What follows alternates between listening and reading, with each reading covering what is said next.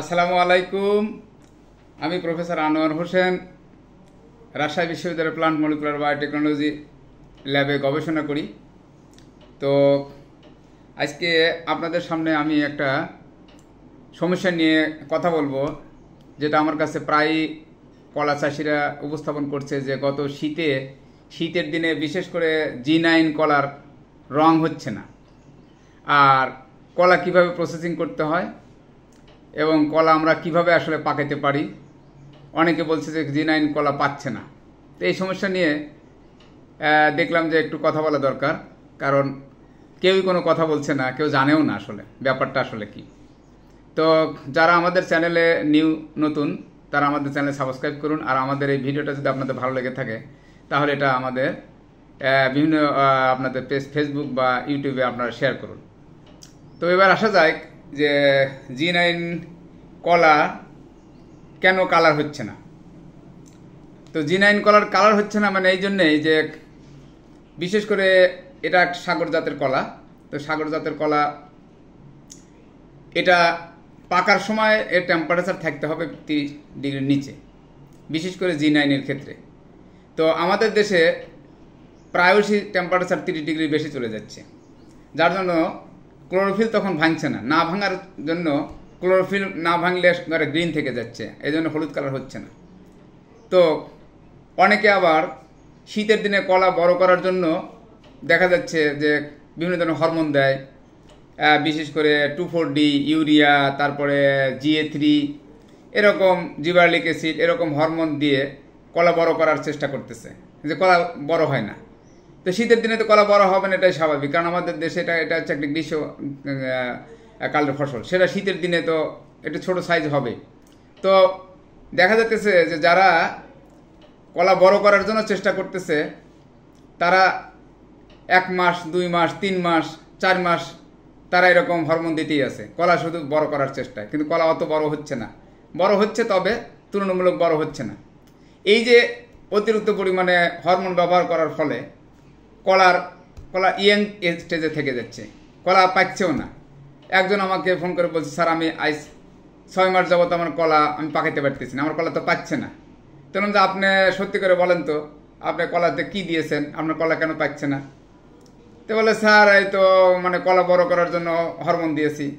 বললাম যে কলা বড় করার জন্য হরমোন দিলেন, তো হরমোন দিয়েছেন ভালো কথা, কিন্তু সেটা একটা সময় আছে, একটা কন্ট্রোল থাকতে হবে আপনাকে।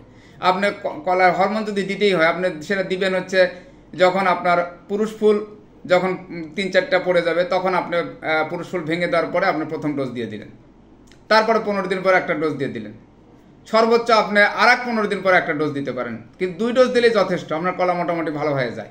এবং কলাটা আপনার 3 মাস 90 দিন অথবা 100 দিন, আপনি 100 থেকে 120 দিনের মধ্যে 4 মাসের মধ্যে আপনাকে কলা কেটে ফেলতে হবে। আপনার কলা বড় হোক আর ছোট হোক সেটা কথা না, তাহলে আপনি ম্যাচুর কলা পাবেন, বয়সী কলা পাবেন, এবং সে কলাটা সুন্দর স্বাদ লাগবে। এবং G9 কলার স্বাদ হচ্ছে সবচেয়ে বেশি ভালো।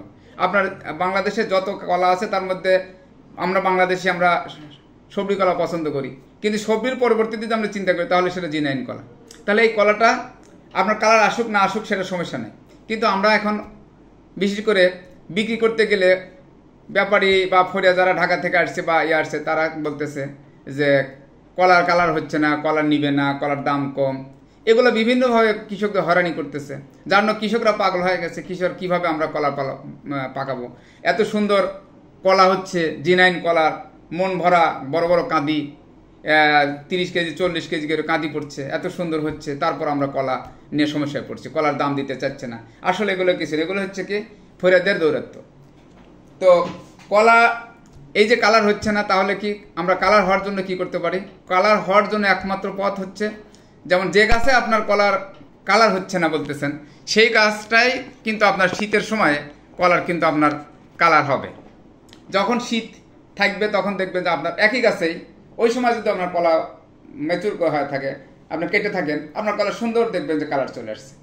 তো তাহলে বোঝা যাচ্ছে এর থেকে যে আপনার এখানে টেম্পারেচার একটা ফ্যাক্টর, অর্থাৎ আপনার কলার টেম্পারেচার কলা যখন পাকবে তখন টেম্পারেচার যদি 30 ডিগ্রির উপরে থাকে তাহলে আপনার কলার কালার আসবে না, বিশেষ করে G9 এর ক্ষেত্রে, কারণ ওই সময় ক্লোরোফিল ভাঙবে না। এখন তাহলে উপায় কি? আপনার একটা প্রসেসিং সেন্টার দরকার আমাদের বাংলাদেশের প্রেক্ষাপটে, যে আপনার কলা 30 ডিগ্রির নিচে পাকাবেন। কত ডিগ্রি পাকাবেন? 25 ডিগ্রিতে পাকাবেন। আপনার কলার 25 ডিগ্রিতে পাকান, 20 থেকে 25-এ পাকান। এখন আপনি বলবেন যে কলা থেকে 20 থেকে 25-এ পাকানো তো অনেক সময় লেগে যাবে। হ্যাঁ, কলার লেগেই যাবে, কারণ এই কলাটা এক্সপোর্ট করার জন্য মতো কলা। এই কলাটার শেলফ লাইফ অনেক বেশি। এই কলাটা আপনি বাংলাদেশ থেকে উৎপাদন করে আমেরিকা বিক্রি করতে পারবেন, ইউকে বিক্রি করতে পারবেন। এই কলাটা আপনি বিদেশে বিক্রি করতে পারবেন। কেন? যে এটা শেলফ লাইফ অনেক বেশি। তাহলে যখন আপনি এটা শিপমেন্ট করবেন, তখন শিপমেন্টে দেখা যাচ্ছে যে আপনার কলাটা আপনি এখানে সিস্টেম করে প্রসেসিং করে আপনার কলা পাকানোর যে কিছু হরমোন আছে, যেমন আপনার যেটা আছে হলো ইথিফোন আপনি কিন্তু এটা ব্যবহার করেন। এটা কিন্তু ডোজ মতো ব্যবহার করলে কোনো সমস্যা নেই।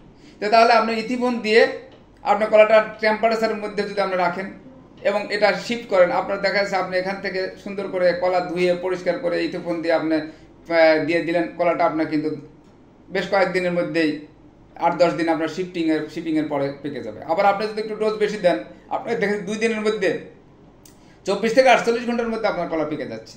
তো তাহলে তো সমস্যা আসলে কোথায় নেই। সমস্যা হচ্ছে যে বোঝার ভুল, না বুঝে উল্টাপাল্টা কাজ করতেছে। এবং এটা আমার কাছে বিভিন্ন মানুষ এরকম ফোন দিচ্ছে, বিভিন্ন যারা কলার যারা উদ্যোক্তা কলা চাষ করছে, কলা চাষিরা ফোন দিচ্ছে, স্যার কলা পাইছে না, বিভিন্ন ধরনের ফড়িয়ারা নিয়ে যায়, এরকম নানান ধরনের কথাবার্তা বলছে। আসলে তা না, ফড়িয়ারা কিন্তু ঠিকই নিয়ে যায়, তারা কিন্তু কলা পাকায় ফেলতেছে এবং তারা হয়তো কালার হয়তো সবুজ থেকে যাচ্ছে, কিন্তু দাম কিন্তু তারা কম নিচ্ছে না। কলায় যে কলা G9 কলা একবার খাচ্ছে সবাই, কিন্তু সে ঠিক দামে দিয়েই কলা কিনছে। আমরা যেমন রাজশাহীর আম আছে, রাজশাহীর আম ব্র্যান্ডের যে আমগুলো, খিসাপাত, ল্যাংরা, এগুলো কিন্তু কালার নাই, তারপরেও কিন্তু এগুলো বাংলাদেশে বেশ সমাদৃত। তো G9 কলার এত স্বাদ সুন্দর ভালো কলা, সেখানে আপনি এত এই কালার নিয়ে এত মাতামাতার কারণ কি? তো আর একটা জিনিস হচ্ছে যে কলাতে রোদ লাগা।